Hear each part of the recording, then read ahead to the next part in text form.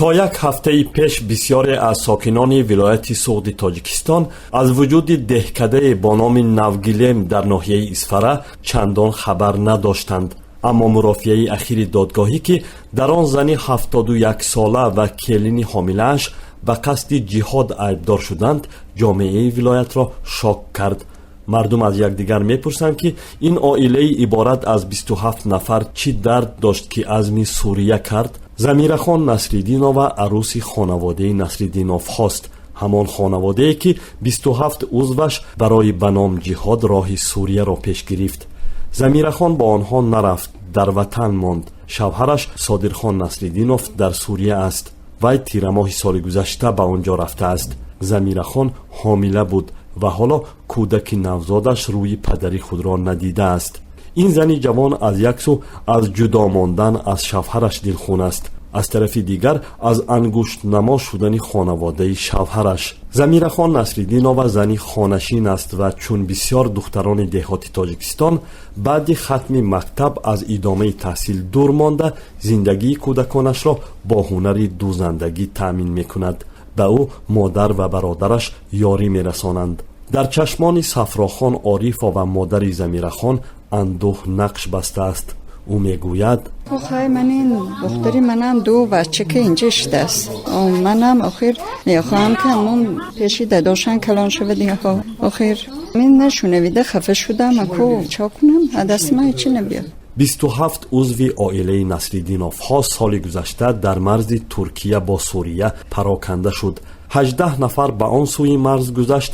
9 نفر را امنیتی های ترکیه بازداشت کرده به تاجیکستان دادند. پدر و مادر پیر و یک عروس حامله در گروه 9 نفری بودند.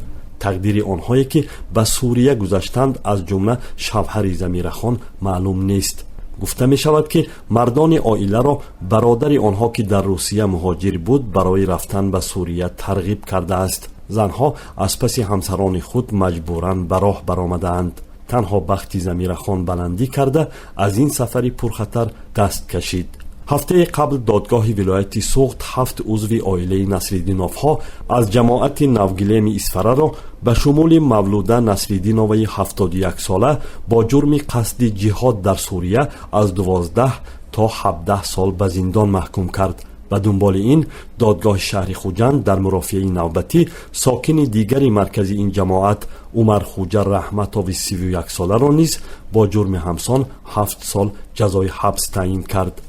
نوگیلم جماعتی کلان دارای بیش از 40,000 اهالی در تقریباً 400 کیلومتری پایتخت تاجیکستان جایگیر است. به قول بعضی ساکنان دهه نوگیلم بیکاری و بیشغلی و اختلاف عقیده های دینی از سبب های عمده است که بعضی ساکنان را به راه خطا برده فکری به نام جهاد در یک کشور بیگانه را در ذهن آنها جا کرد. اکثر ساکنان جماعت نوگیلم در صحبت با ما حادثه عائله نصرالدینov ها را که خانه‌خیز به گفته خودشان جهاد رفتند عملی ننگاور نامیدند. رستم شریفجانov یکی از مصاحبانمان گفت وطنش فروخته، همون وطن بیگانه با رفته، ناکارمی نادرست. مقامات جماعت نوگیلم ناحیه اسفره میگویند شنیدن این خبر برایشان ناگهانی بود. دلمراد عزیزوف سرمتخصص عاید به کارهای دین و تنظیم عنعنه و جشن و مراسم این جماعت گفت درباره عائله نصرالدینov گفت داریم. سال گذشته یعنی که سال 2017 ما با اعضای عائله خویشان نزدیکشان صحبت کردیم. از سخنان آنها معلوم شد که اینها به فدراسیون روسیه و مهاجرت شهروندی گرفتن که همین عائلوی رفتگان. بعد همین 10 فوریه ما با جماعت به خبر شد که کارمندان حفظ حقوق اینها از قزاقستان دستگیر کرده آوردند.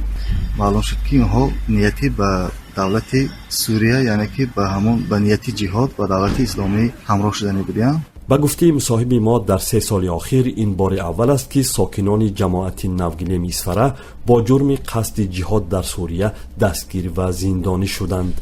به گفته او مقامات نزدیک 20 ساکن این جماعت را با اتهام تندگرایی و شامل شدن به سازمان‌های فعالیتشان ممنوع در تاجیکستان مثل سازمان تروریستی حرکت اسلامی ازبکستان تحت پایگرد قانونی قرار دادند. اما تاکنون معلوم نیست که آنها کجا رفتند و سرنوشتشان چی شد.